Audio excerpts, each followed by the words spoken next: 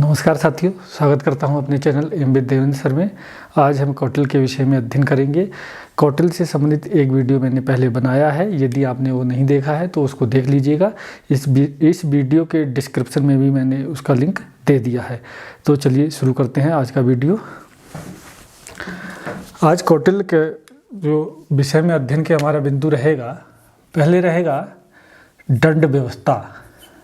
दंड व्यवस्था बहुत ही महत्वपूर्ण है, इसके विषय में अध्ययन करेंगे। फिर है कर व्यवस्था, कौटिल्य ने कैसे कर व्यवस्था को बताया था। फिर तीसरा है परराष्ट्र नीति। परराष्ट्र नीति में हम देखेंगे, इसके दो भाग कर लेते हैं। पहला है हमारा मंडल सिद्धांत,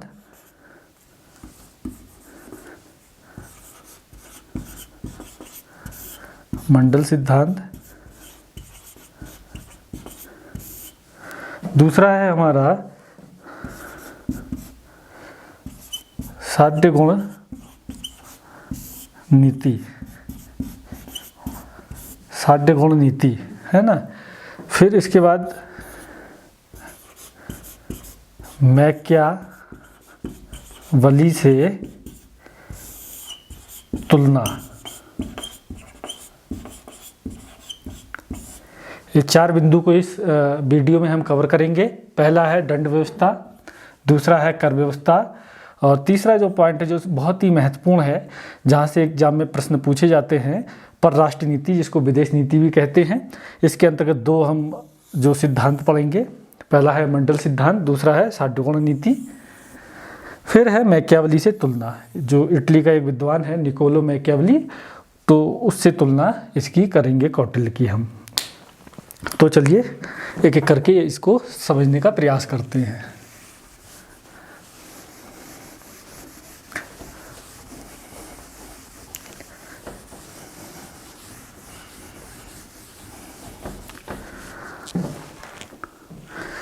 कौटिल्य ने दंड के संबंध में विस्तार से अपनी पुस्तक अर्थशास्त्र में लिखा है। उसकी जो पुस्तक है अर्थशास्त्र,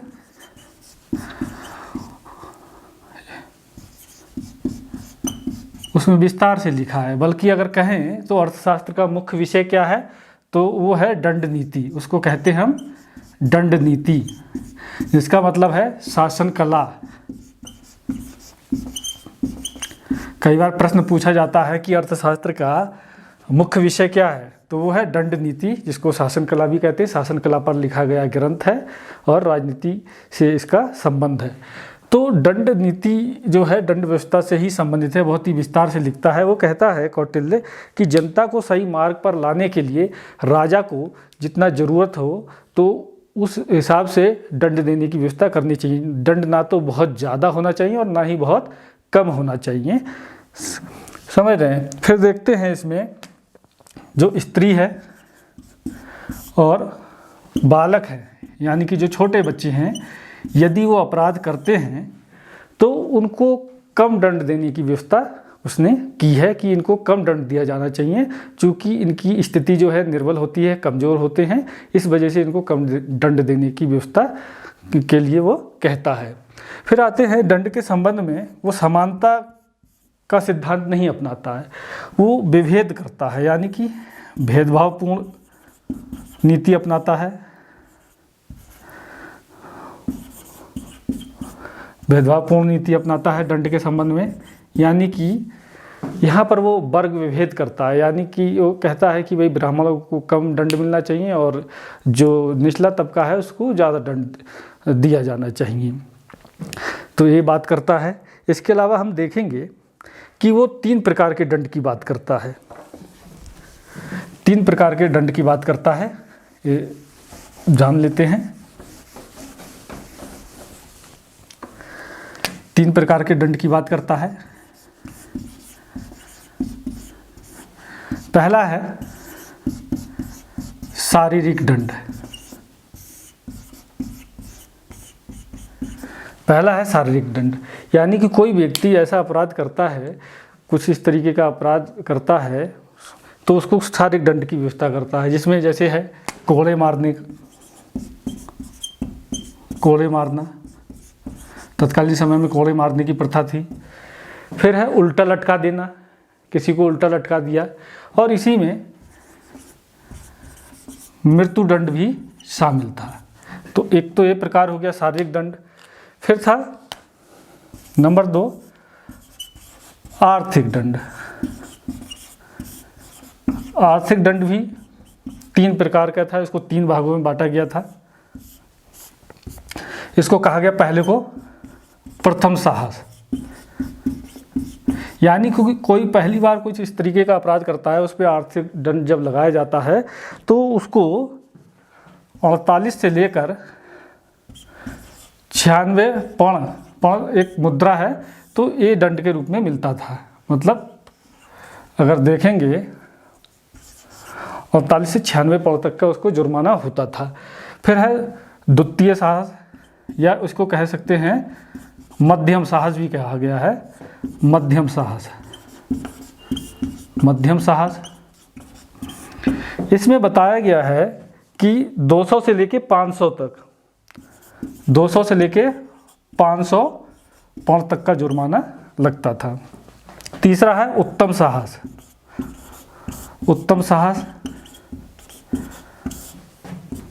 तो इसमें 500 से लेकर 1000 पौंड तक का दंड दिया जाता था।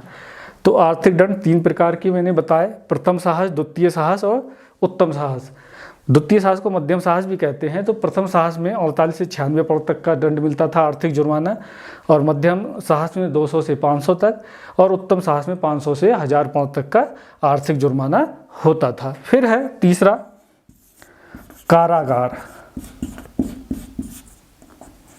कारागार, यानी कि जेल में डाल देना, किसी को कारागार में डाल देना। ठीक है, तो ये है जेल में डालना। तो ये तो इसकी दंड व्यवस्था हो गई। और दंड दरअसल में क्या है, सुधार करने के लिए होता है, क्योंकि जो भी अपराधी व्यक्ति है यदि अपराध करेगा तो जो स्थिर राज्य है, जो स्थायित्व है उसका, वो डगमगा जाएगा। एक प्रकार से क्या है, अव्यवस्था फैल जाएगी। तो अव्यवस्था को रोकने के लिए कौटिल्य ये सब व्यवस्था करता है दंड व्यवस्था में। जो भी यहाँ पर दंड का उल्लेख अभी जो किया गया, जो मैंने भी आपको बताया है, ये सुधार के लिए था। तो चलिए अगला हम पॉइंट कवर करते हैं, कर व्यवस्था।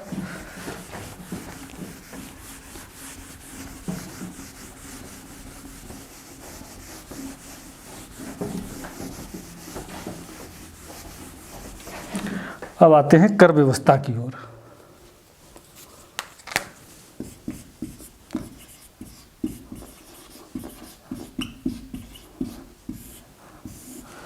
कर व्यवस्था जो है किसी भी राज्य के लिए बहुत ही ज़्यादा महत्वपूर्ण होती है।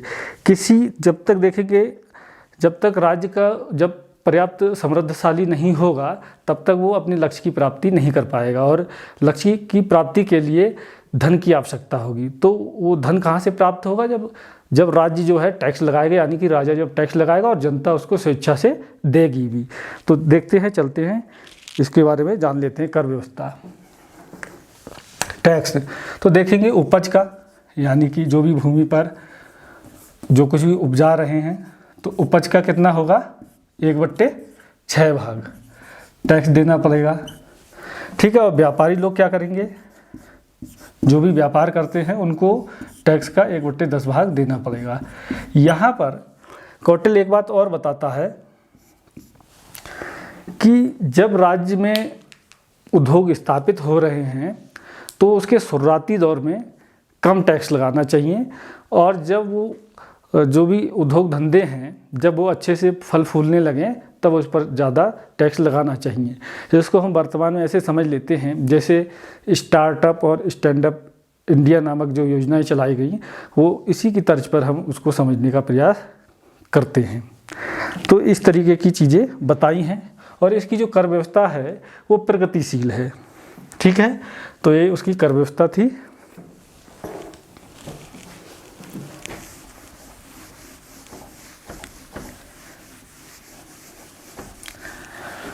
अब आते हैं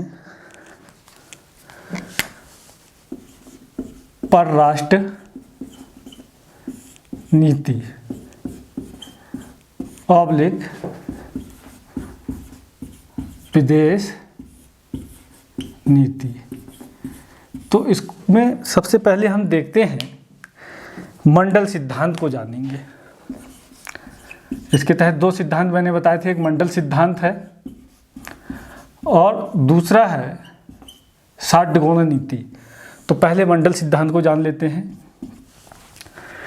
मंडल सिद्धांत का अगर हम देखें तो जो परराष्ट्र नीति या मंडल सिद्धांत के बारे में बताया गया है वो बताया गया है छठे अधिकरण में, है ना।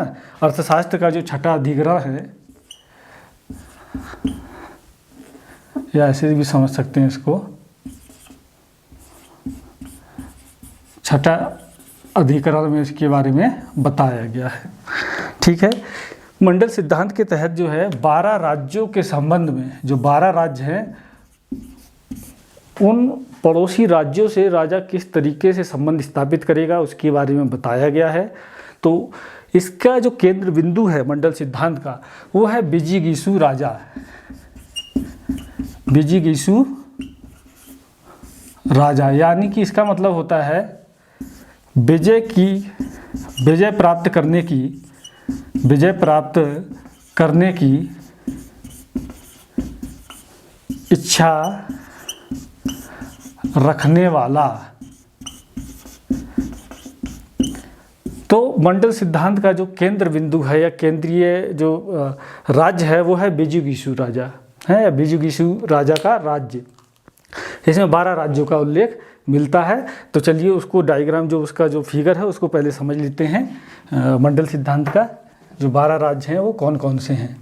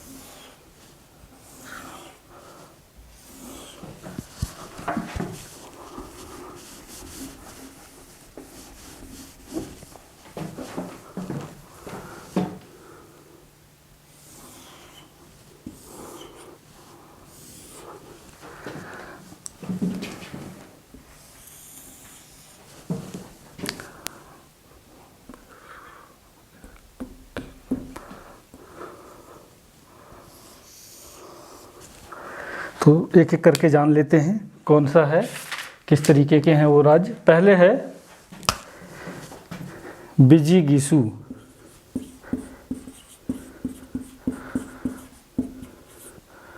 मैंने इसके बारे में बताया था कि विजय की इच्छा रखने वाला राजा। इसका देखेंगे, इसको 2 भागों में बांटा गया है। इधर का जो है वो पीठ पीछे के हैं, पीठ की ओर विजिगीषु की यानी कि पीछे की तरफ, और इधर की जो ओर हैं वो मुंह की ओर हैं, जो भी राज्य हैं उसके। तो एक एक करके जान लेते हैं। पहला है विजिगीषु राजा, जो इस मंडल सिद्धांत का केंद्र बिंदु है, जो विजय की इच्छा रखने वाला राजा है। इसमें बताया है कौटिल्य ने कि जो विजिगीषु राजा है तो इसके सम्मुख जो राज्य होगा वो शत्रु का होगा। किसका होगा? शत्रु का होगा। इसको बताया है उसने अरि का मतलब होता है शत्रु। यानी कि विजिगीषु राजा की जिस राज्य से सीमा मिलेगी सम्मुख यानी उसके मुंह के सामने, तो वो शत्रु राज्य होगा। और शत्रु के राज्य के बगल में जो राज्य होगा वो होगा मित्र राज्य। किसका मित्र होगा? विजिगीषु का मित्र होगा। ये ध्यान रखना है, ये विजिगीषु का मित्र होगा जिसकी सीमा अरि राज्य से मिली होगी। फिर इसके बाद हम देखेंगे अरिमित्र।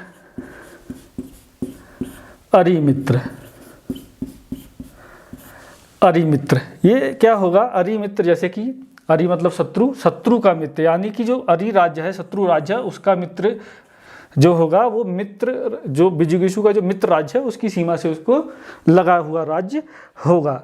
फिर होगा अरिशत्रु। यानी कि अरिशत्रु का मतलब हुआ कि जो शत्रु का शत्रु हो, यानी कि जो हमारे शत्रु का शत्रु हो तो वो क्या होगा, विजिगीषु का क्या होगा, वो मित्र होगा विजिगीषु का ये मित्र राज्य होगा। फिर इसके बाद देखेंगे यहाँ पर अरि मित्र,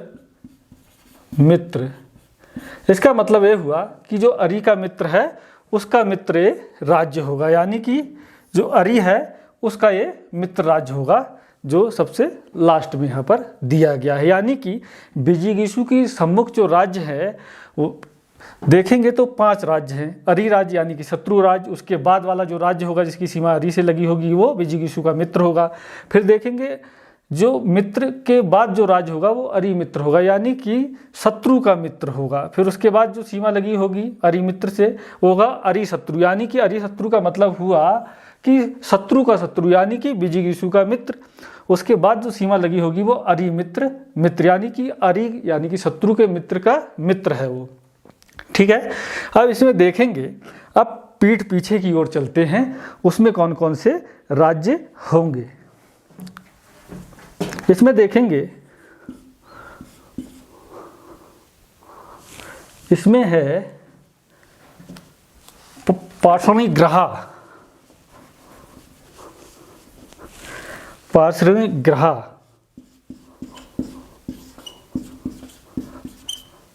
पार्श्वनिग्रह का मतलब होता है पीठ का शत्रु।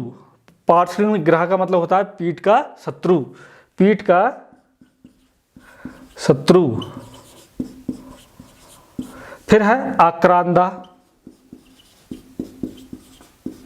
आक्रांदा का मतलब होता है पीठ का मित्र, यानी क्योंकि ये राज्य उसके पीठ के पीछे हैं, विजिगीषु के पीठ का मित्र, ध्यान रखना है इसको। फिर है जो आक्रांदा से जिसकी सीमा लगी होगी वो होगा पार्श्वनिग्रह सार,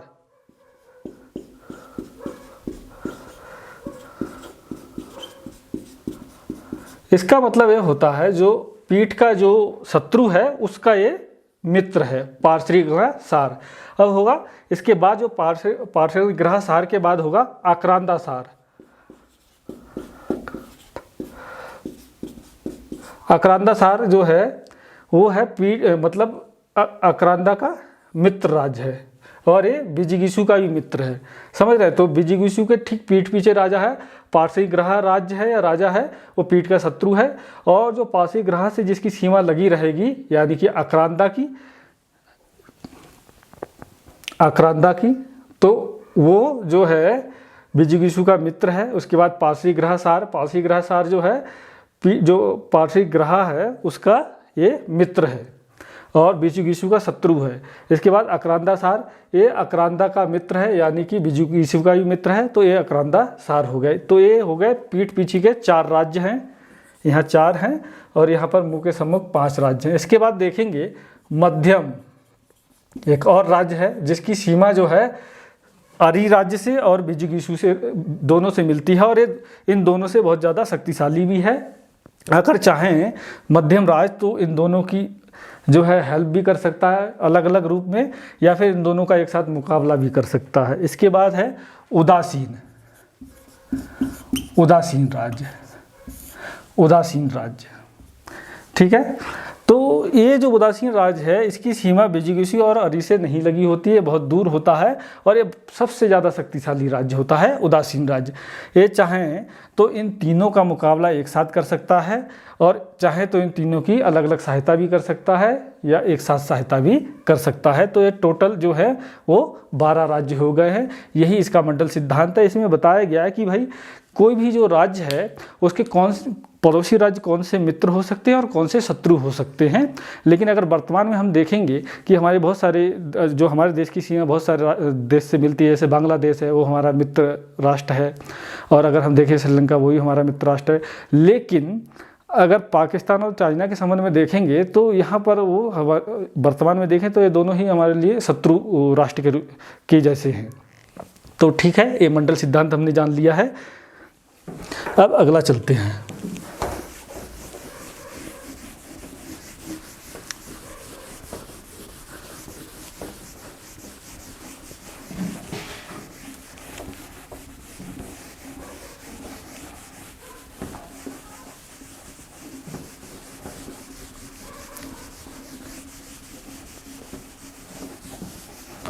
अब है षाड्य गुण नीति, यानी कि 6 गुणों वाली नीति, षाड्य गुण नीति है ना।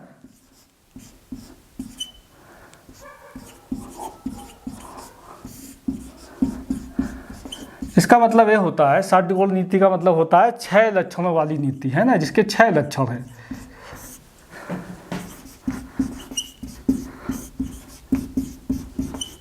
और इसका उल्लेख जो है वो मिलता है हमें 7वें अधिकरण में, जो 7वां अधिकरण है अर्थशास्त्र का, उसमें इसका उल्लेख मिलता है। ठीक है, तो ये ध्यान रखना है हमें। इसमें 6 लक्षण है, वो एक एक करके मैं बताता हूँ। वो शब्दावली है और उसका मतलब समझ लेते हैं, जहाँ से प्रश्न जरूर पूछा जाता है।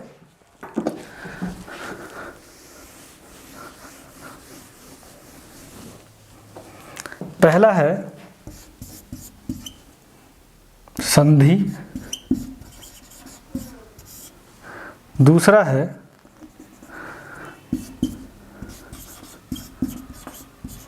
विग्रह, फिर है दूसरा विग्रह हो गया, फिर है यान, फिर है आसन, आसन हो गया। उसके बाद हम जाते हैं संश्रय, 5वां है संश्रय, और छठा है द्वैधी भाव।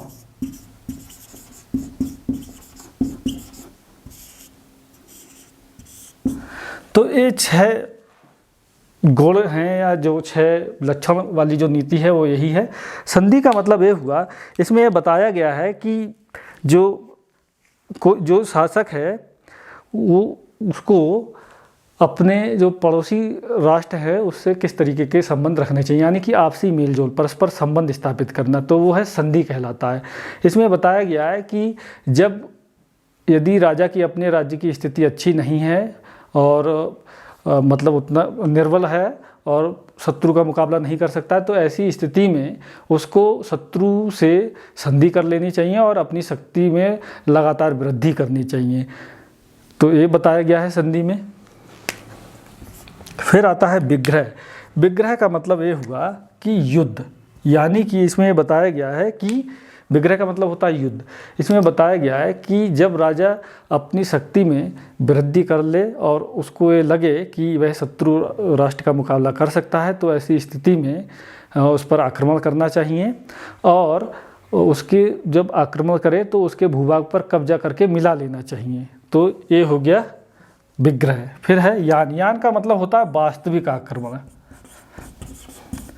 बहुत अंतर नहीं है विग्रह और यान में, वास्तविक, इसका मतलब वास्तविक आक्रमण।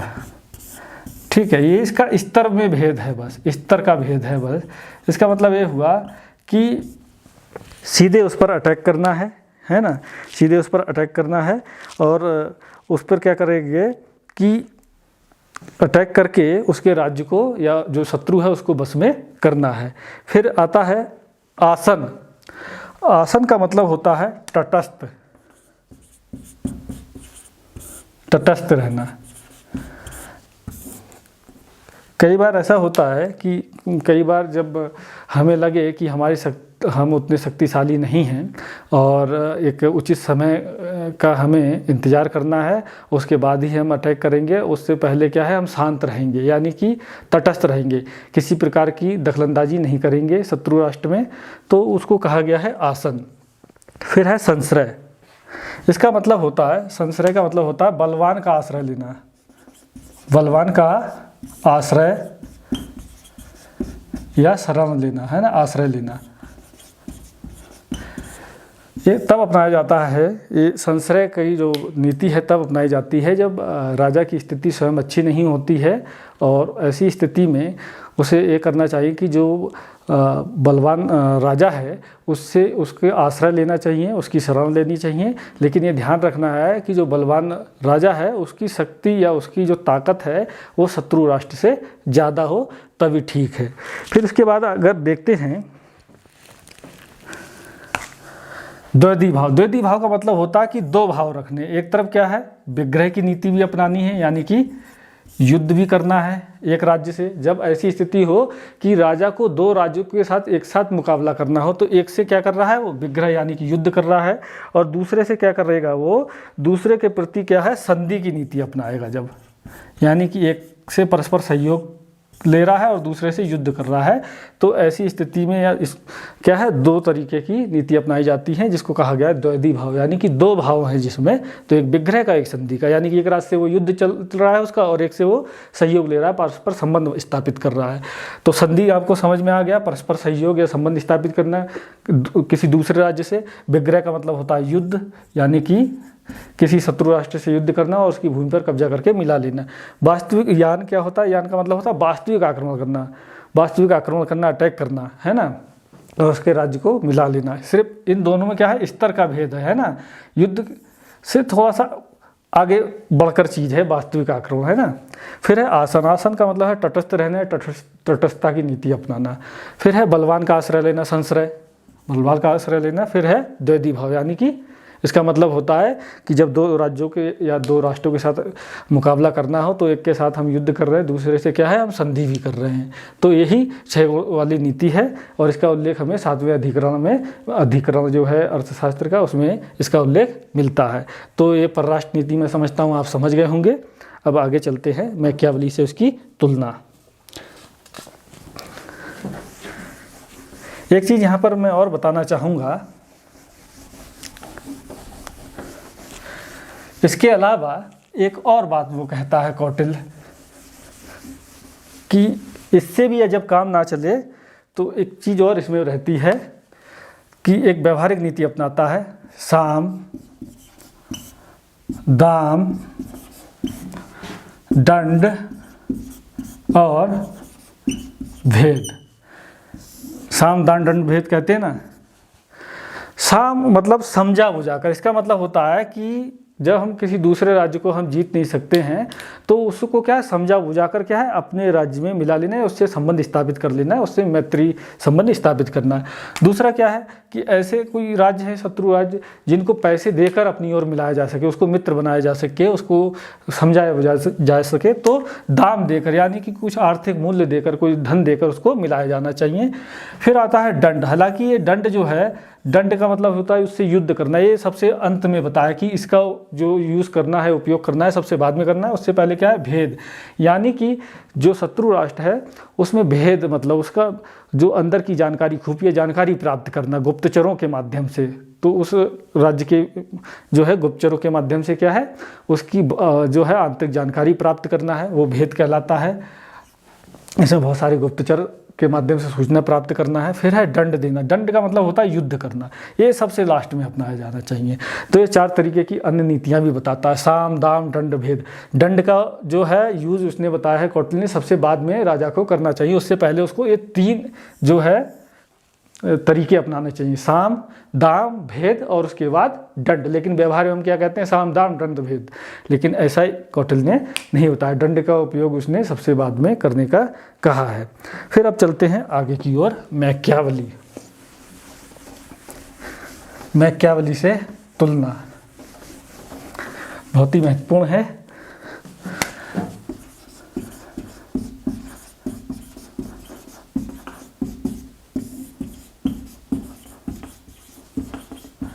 भाई मैकियावेली से तुलना क्यों की जाए, भाई ये अलग समय का विद्वान है और कौटिल्य अलग समय का है। कौटिल्य 3री शताब्दी ईसा पूर्व का है और ये देखेंगे तो 15वीं-16वीं शताब्दी का विद्वान है। तो देखेंगे इसकी जो है तुलना करने का जो मूल कारण या मूल जो उद्देश्य है वो ये है कि दोनों ने ही व्यवहारिक जो और यथार्थपरक राजनीति पर लिखा है और उसके सिद्धांतों को उसने बताया है। तो दोनों ही कौटिल्य और मैकियावेली दोनों ही एक ही श्रेणी के विद्वान हैं, यानी कि दोनों ने ही व्यवहारिक राजनीति पर ही लिखा है। मैकियावेली की जो पुस्तक है दी प्रिंस और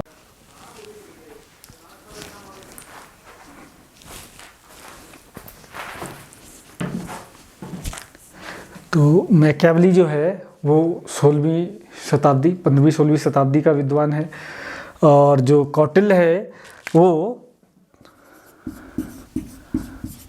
3री शताब्दी ईसा पूर्व का विद्वान है। लेकिन जो अर्थशास्त्र है वो 1909 में प्रकाश में आया। उससे पहले जो है मैकियावेली के सिद्धांत चूँकि पहले लोगों ने पढ़े जाने समझे, और जो कौटिल्य के जो सिद्धांत है वो बाद में प्रकाश में आए, तो मैकियावेली को ज़्यादा वरीयता मिली। उससे पहले ही वो बहुत सारे सिद्धांत दे चुका था। हालांकि अगर देखें समय काल के हिसाब से देखें तो कौटिल्य ने सबसे पहले सिद्धांत दिया, लेकिन वो दिखाई बाद में दिए क्योंकि उसकी पुस्तक के बारे में पता नहीं लग पाया था, और मैकियावेली के सिद्धांत पहले दिखाई दिए। ठीक है, दोनों ही ने ही राजनीति पर लिखा है और व्यवहारिक और यथार्थपरक राजनीति पर ही लिखा है दोनों ने। तो देखेंगे मैकियावेली ने द प्रिंस नामक पुस्तक लिखी है, और जो कौटिल्य है उसने अर्थशास्त्र नामक पुस्तक लिखी। दोनों का विषय एक ही है, राजनीति पर लिखी गई पुस्तकें हैं दोनों। ठीक है, तो इसकी तुलना, पहले कुछ समानता के बारे में बात कर लेते हैं, फिर हम इसकी जो है तुलना, जो उस तरीके से फिर इसके अंतर को भी हम जानेंगे।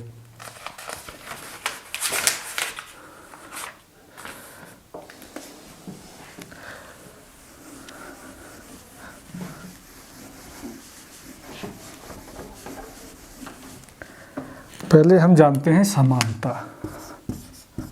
तुलना तभी होगी ना, समानता और क्या अंतर था।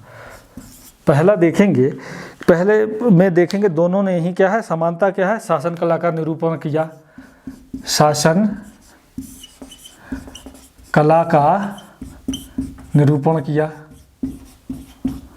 ठीक है, शासन कला के विषय में ही लिखा है, और व्यवहारिक राजनीति पर बल दिया। क्या है,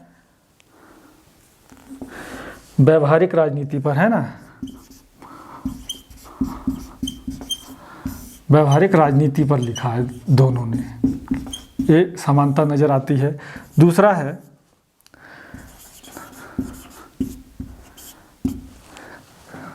धर्म को लेकर। धर्म का जो है व्यवहारिक राजनीति में उन्होंने उपयोग जो है वर्जित बताया कि भाई धर्म का उपयोग जो है राजनीति में नहीं होना चाहिए।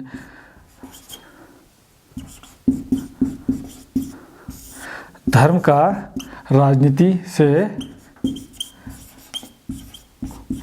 पृथक्करण, ये बात करते हैं कि भाई धर्म का राजनीति में किसी भी तरीके का समावेश नहीं होना चाहिए, है ना। धर्म एक अलग चीज़ है, राजनीति बिल्कुल अलग चीज़ है। फिर तीसरी बात देखते हैं धर्म और नैतिकता को लेकर।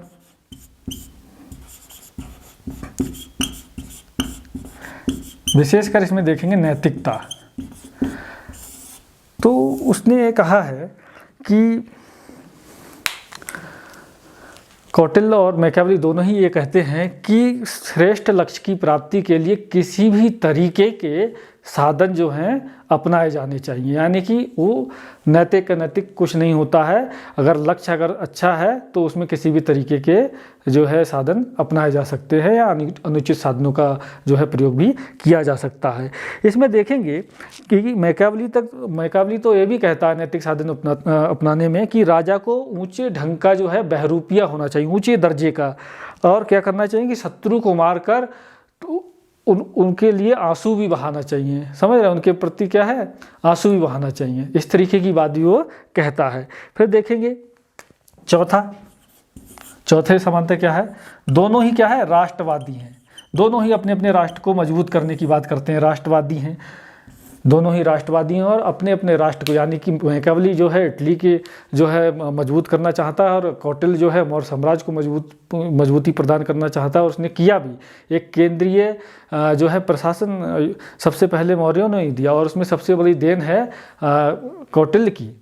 उसके बाद देखेंगे पांचवा समानता का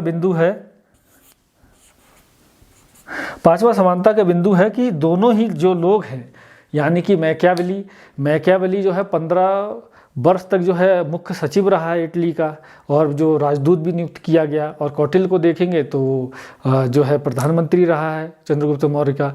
तो दोनों को एक व्यवहारिक राजनीतिक का अनुभव भी है। तो ये जो 5 पॉइंट हैं, तो ये तो उसकी समानता के हैं।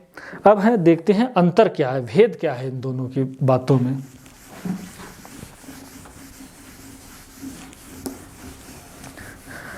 अब जानते हैं भेद या अंतर, बात एक ही है। तो भेद और अंतर बहुत ज़्यादा तो नहीं है। देखेंगे मैकियावेली जो है वो उसने क्या किया है, सिर्फ राजनीति पर ही लिखा है। उसका केंद्र बिंदु क्या है, राजनीति ही है। ठीक है, उसी पर ही उसके सारे सिद्धांत केंद्रित हैं। कौटिल्य को देखेंगे तो उसने राजनीति के अलावा, राजनीति तो है ही, राजनीति के अलावा व्यवहारिक जीवन को, है ना, व्यवहारिक जीवन के संबंध में भी लिखा है।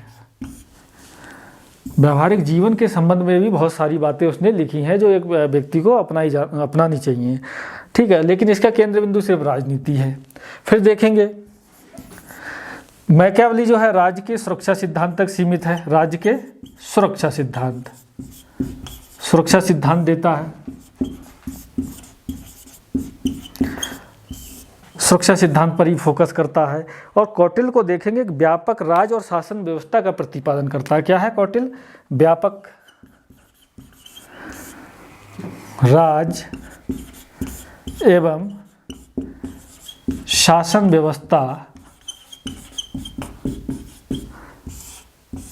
व्यवस्था का निरूपण करता है। तो ये दो अंतर है। ये सिर्फ राजनीति पर ही फोकस करता है, कौटिल्य क्या राजनीति के तो पर फोकस तो उसने लिखा ही है, राजनीति पर अपना ग्रंथ अर्थशास्त्र, बहुत सारे उसने सिद्धांत दिए हैं। आंतरिक जो प्रशासन को लेकर सिद्धांत दिए हैं जिसको हमने पढ़ा है, कर व्यवस्था, दंड व्यवस्था, है ना, और उसका सप्तांग सिद्धांत, ये सब आंतरिक प्रशासन को लेकर है। और बाह्य प्रशासन पर भी उसने बात कही जिसमें विदेश नीति आती है, परराष्ट्र संबंध आते हैं, मंडल सिद्धांत, षटगोल नीति, है। और इसके अलावा वो व्यवहारिक जीवन से संबंधित बहुत सारी बातें करता है। और देखेंगे मैकियावेली राज्य के सुरक्षा सिद्धांत पर फोकस करता है ना। लेकिन देखेंगे कौटिल्य जो है इससे भी व्यापक स्तर पर उसने लिखा है और शासन के सिद्धांत दिए हैं जिसमें व्यापक राज्य एवं शासन व्यवस्था का वो निरूपण करता है। तो यही इनके बीच में अंतर है, यही तुलना है। कुछ समानताएं हैं और कुछ असमानताएं भी हैं, भेद हैं, अंतर हैं।